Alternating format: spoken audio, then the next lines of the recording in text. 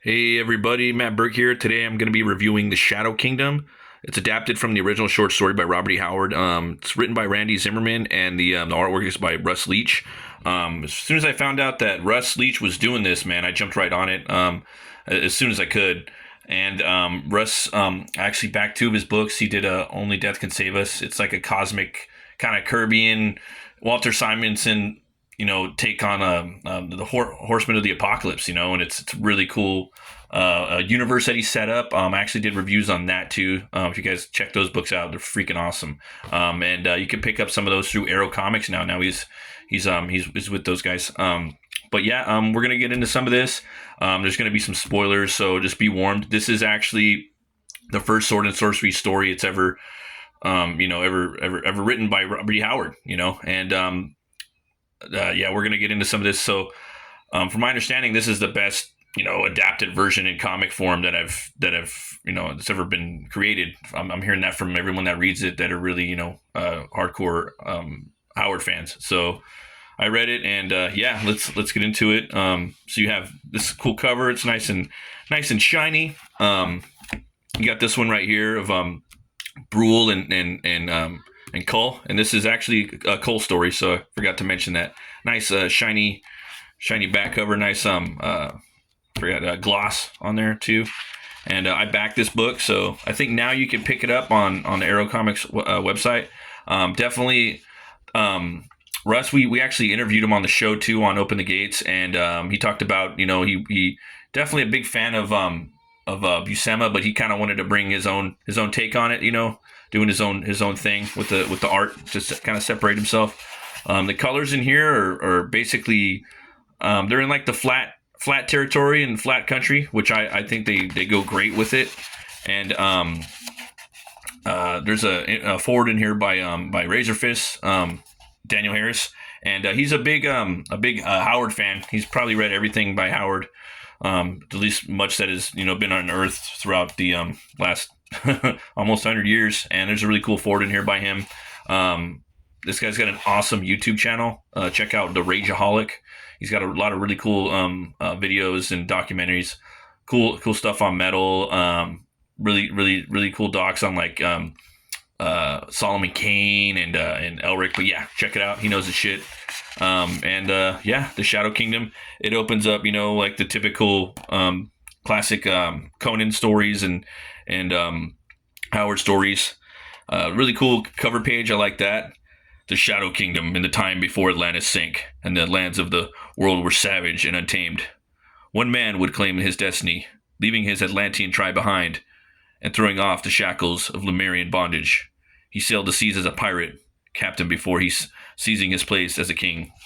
So it starts up, man. You got, chapter one, a king comes riding. You got him just bam, full front and center. You got King Cole in here, and he's a badass. And the difference between Cole and Conan is Conan, I think, represents more pure freedom, and he acts he doesn't give too much deep thought into most of his actions that he does. He's just kind of goes with the wind most of the time, especially during his earlier years. But as he goes on aging, he becomes more Cole-like.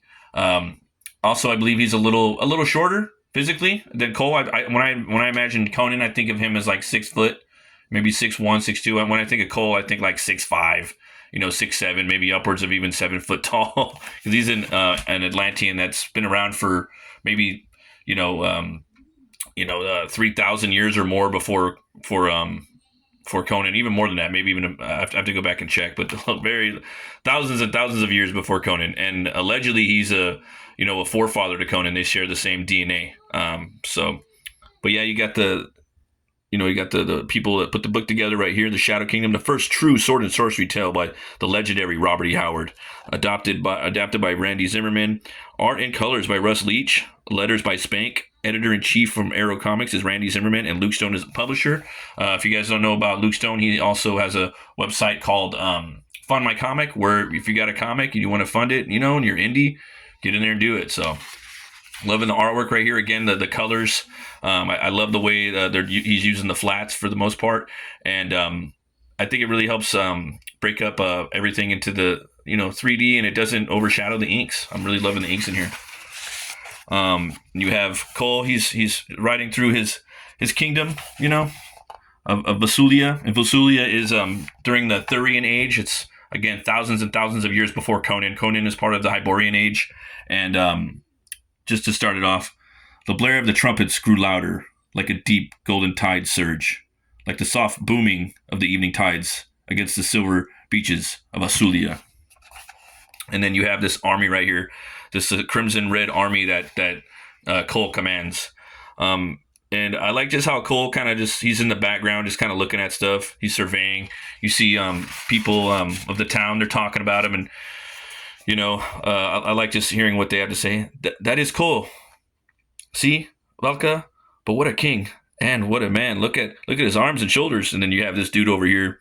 Cole, accursed usurper from the pagan isles. Aye, shame to Vasulia that a barbarian sits on the throne of kings. So he's this barbarian, ex-slave pirate, badass barbarian that has become a king of this, the grandest city of Atlantis. And he is, this city is kind of like New York or, maybe California, like LA. It's a big city, so, he's making sure his army's parading through the city so that they don't, get tired and weak, and they still seem worthy of a threat, so that they're not, and they're just sharpening their knives and staying ready to go. He basically excuses all of his people helping him run the city, his councilmen and whatnot, and they alert him of an emissary that comes, and this is Brule, the sword, the spear slayer. You come to find this on later on, but it was a little spoiler. And Brule is a very famous character that has been on many missions with Cole throughout the Cole stories, and it's a really cool interaction of the way they meet up. What I like about this story is you get to see Cole basically in this world, in this kingdom of which he's been ruling. It seems for not too long, but it's like a day in the life of what he's having to deal with. And he's a king that doesn't really sit on the throne all day. He was riding in the streets and kind of seeing everything and looking at everything from a ground boots level perspective. And the story just really starts to, it's like a brooding tale. It's got a slow build to it, and oh man, does it deliver. Brule right here tells Cole that he wants him to meet his king, basically, but he wants him to come. He wants him to come, by himself, and no one's to know of this. It's supposed to be in secrecy. And again, Cole, he's this tamed, he's like this encaged tiger that's been ready to pounce because he's used to warfare, and he's this badass barbarian dude, and he could see the barbarism, the animalistic tendencies and just feralness to Brule, when he looked him in the eyes, and they could just both sense that each other were badasses, basically. And so he took his word for it. He's like, all right, and they're like mortal enemies, the Atlanteans and the Picts. They're mortal enemies. So in Howard's in his lore, the Thurian Age again is thousands and thousands of years before the Hyborian Age, and as you see, the Picts, they go from these island Picts to these basically Irish and Celtic, and those type of Picts later on with the stories such as with Bran McMorn. So it's amazing because different races devolve and evolve, and it's fascinating. And so right here we have Cole. He's meeting with the king of the Picts, and the king of the Picts has some really useful information that Cole needs to actually push the story forward. When I was reading the story, I didn't know what to expect, and it started off kind of slow, but it was really kind of day in the life of Cole and of Asulia, this massive capital of Atlantis, and just kind of seeing how things go. And then slowly you feel this dark energy kind of creeping into the story and looking at you. It kind of reminded me of Red Skies with Solomon Kane when he enters the jungles of Africa, hunting down La Loup, this killer of this child. And I don't know if that's a theme probably throughout Howard's work, where you feel this dark, evil, almost like demonic force that's watching over you. And I thought that was pretty cool. A little element to his writing. And there's a really cool interaction right here with this old school picked king. Again, he's got information for Cole, and he wants him to take back to his kingdom, and he wants him to meet with Brule, the Spear Slayer. And sure enough, he does. And they're riding back, and there's a really cool scene right here. They're going through the streets. I like this. Just loving the artwork in here. I love the really thick line work that Russ is doing in here. It's a little bit different than what he would do on Only Death Can Save Us. Another artist I like that's really kind of throwing down these thick, dark lines right now is Dan Panosian. Just really like, I don't know. I think that you could see that in their confidence. You know what I mean? Like they could just throw down those thick ass lines and create those awesome rendering strokes. And yeah, it takes a lot of professionalism and confidence to do stuff like that. Very admirable. But this is one of the scenes right here where you feel and hear this dark, otherworldly, almost satanic voices creeping up right here. You are young, but you are old. You and your tribe shall pass, but we are invincible, indestructible. We towered above a strange world ere Atlantis and Lemuria arose from the sea. Now, many kings have we watched ride down these streets before Cole of Atlantis was even a dream in the mind of a Ka, bird of creation. So there's just little stuff like that, and I love just like the background art. Again, the rendering is killer. I love the colors right there. It really sells like the night silver moon. And you have Cole right here. He's really brooding. You see him really thinking about all the shit that's going on. Again, I'm trying to move the review forward, but not spoil too much of it. Okay. And this is where there's like a real big turning point in the story. I love this right here. chapter 3.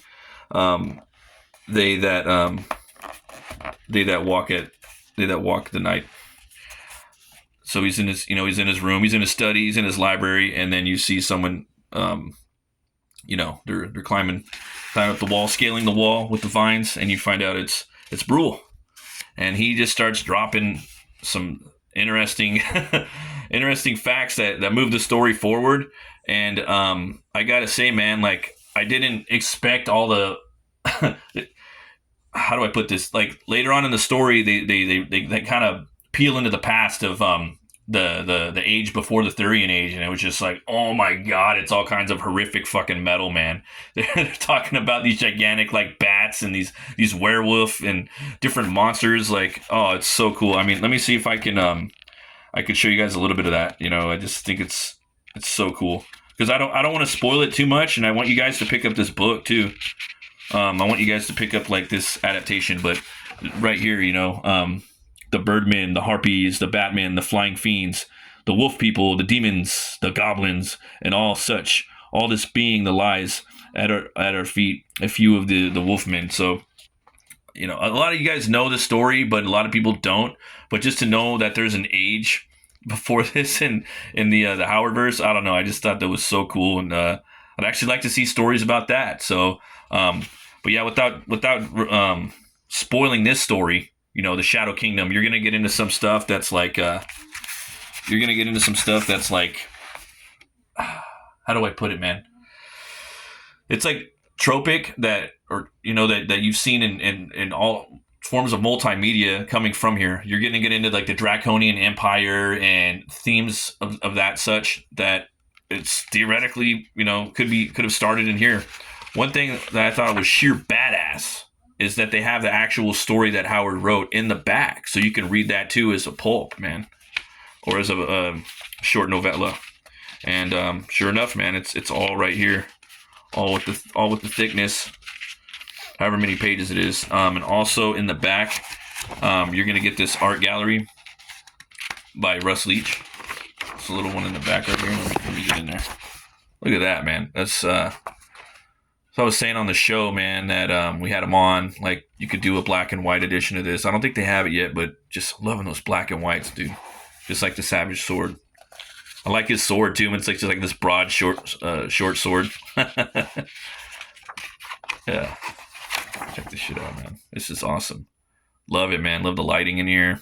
Use of spot blacks, really cool.